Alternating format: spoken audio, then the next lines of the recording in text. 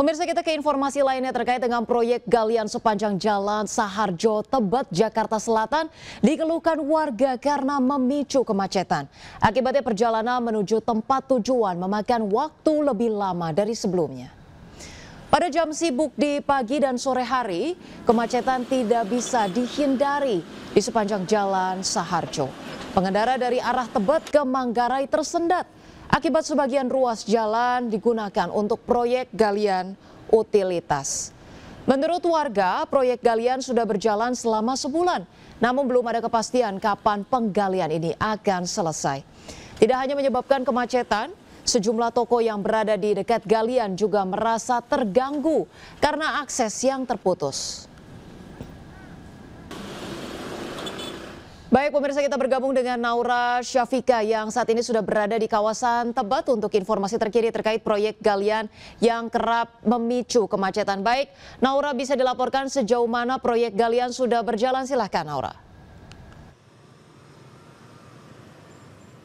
Ya, siang Ocha dan pemirsa, hingga saat ini memang untuk galian yang berada di sepanjang Jalan Saharjo Tebet ini masih belum ada kemajuan. Memang dari tadi kami berada di lokasi untuk sejumlah petugas ini masih terus melakukan penggalian di sini seperti menggunakan alat ekskavator, kemudian juga menggali dari tanah yang ada di galian. Kami akan menunjukkan kepada Ocha dan juga pemirsa galiannya seperti apa yang ada di sepanjang Jalan Saharjo Tebet ini. Ini adalah salah satu lokasi dari galian yang ada di sini, di mana memang untuk total galian yang berada di sepanjang Jalan Saharjo ini totalnya ada 14 galian yang menyebabkan kemacetan sepanjang Jalan Saharjo, di mana kendaraan ini hanya bisa berkendara di kecepatan 20 km per jam saja. Dan ini adalah salah satu galiannya, di mana tadi kami mendapatkan informasi dari warga di mana mereka diberikan seperti sosialisasi terkait dengan galian ini, yang nantinya galian ini akan bermanfaat sebenarnya untuk warga seperti untuk aliran air, kemudian juga untuk trotoar yang diberikan atau direnovasi menjadi lebih baik. Namun memang untuk pengerjaannya ini sudah berjalan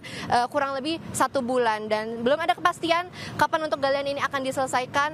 Dan jika kita lihat ini di siang hari saja seperti ini, tidak di office hour, ini untuk kemacetannya panjang sekali, baik dari kendaraan roda 2, kemudian roda 4 dan juga dari transportasi umum pun terjebak macet di sepanjang Jalan Saharjo Tebet ini. Dan bahkan tidak hanya dari galian saja yang menyebabkan kemacetan, dari galian ini juga menyebabkan untuk beberapa toko yang ada di sini untuk aksesnya tertutup, jadi mengganggu sekali untuk warga beraktivitas. Sementara itu, Ocha.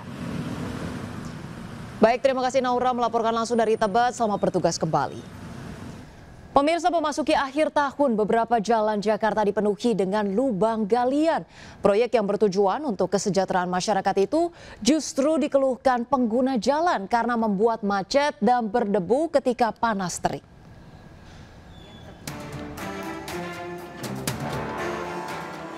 Pengguna jalan Jakarta kembali dihadapkan dengan galian yang terhampar di beberapa ruas jalan utama. Meski bertujuan memperbaiki pelayanan publik, proyek galian tetap berdampak kepada warga.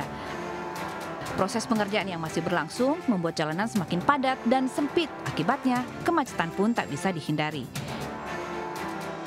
Mendekati akhir tahun, sejumlah proyek galian masih saja bikin repot pengendara, seperti di Jalan Arjuna Selatan Kebonjeruk,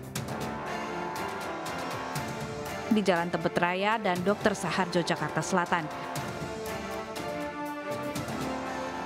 Lubang pembangunan drainase juga membuat warga Jalan Bojong Raya Kembangan Jakarta Barat untuk sementara harus mengurut dada dan lebih bersabar. Menanggapi keluhan warga, Pemprov bertekad segera menuntaskan proyek-proyek galian serupa, salah satunya melalui informasi yang jelas dan terbuka ke publik. Orang membayangkan proyek seperti ini kayaknya nggak ada apa-apa, padahal di bawah ini yang bekerja banyak sekali. Nah, itulah yang akan kami lakukan, sehingga dengan demikian komunikasi publik akan kami perbaiki dan kemudian supaya masyarakat tahu ini dilakukan untuk kepentingan masyarakat Jakarta. Saat ini masyarakat masih menanti hasil nyata dari deretan galian aktif di sepanjang jalan ini, sambil berharap pada tahun baru nanti bisa melintasi jalan baru yang lebih mulus dan juga bebas lubang. Tim Liputan iNews melaporkan. Pemirsa, keluarga bocah pasien DBD mengamuk karena tak mendapatkan kereta dorong di RSUD Grate, Pasuruan, Jawa Timur. Pihak rumah sakit menyatakan kejadian itu akibat kesalahpahaman antara keluarga pasien dan petugas.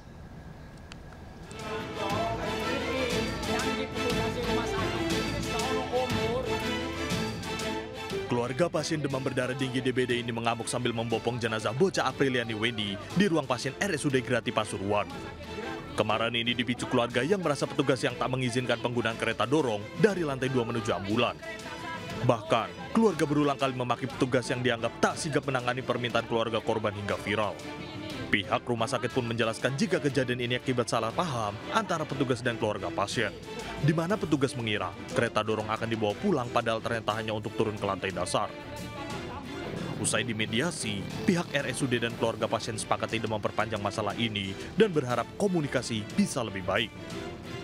Sementara pasien sudah dimakamkan di tempat pemakaman umum desa setempat. Dari Pasuruan, Jawa Timur, Jaka Samudra, iNews melaporkan. Pemirsa, penyelamatan Bilqis, bocah yang diculik di Makassar, Sulawesi Selatan, hanya satu dari sedikit akhir manis kasus perdagangan orang di Indonesia. Faktanya jumlah kasus perdagangan orang termasuk bayi dan balita terus meningkat. Bahkan ada yang melibatkan orang tua kandung.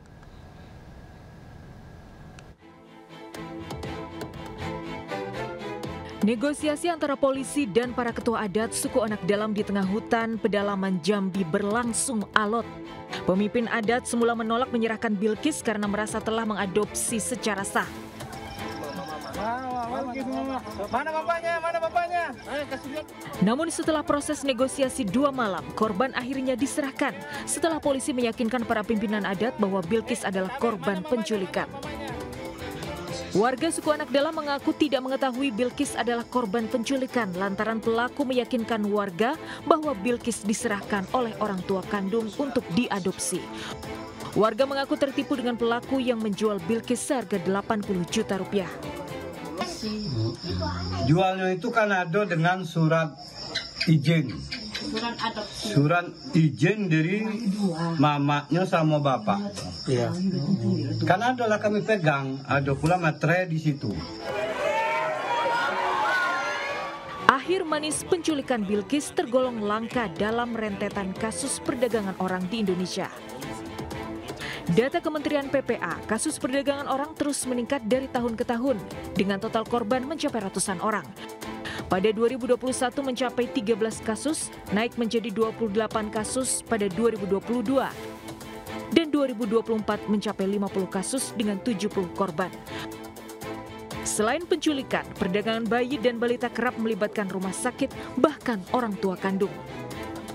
Oktober lalu di Palembang, Sumatera Selatan, 4 pelaku ditangkap termasuk ayah bayi yang menjual bayinya sendiri seharga 25 juta rupiah. Kasus tragis lainnya terjadi pada Juli lalu. Polda Jawa Barat menyelamatkan 6 bayi yang akan dijual ke Singapura. 12 pelaku ditangkap dengan peran beragam, termasuk pelaku yang memesan bayi sejak masih dalam kandungan ibunya. Perdagangan orang merupakan kejahatan serius karena sejatinya setiap manusia dilahirkan dengan hak asasi yang melekat, bukan untuk diperdagangkan seperti barang. Tim Liputan iNews melaporkan.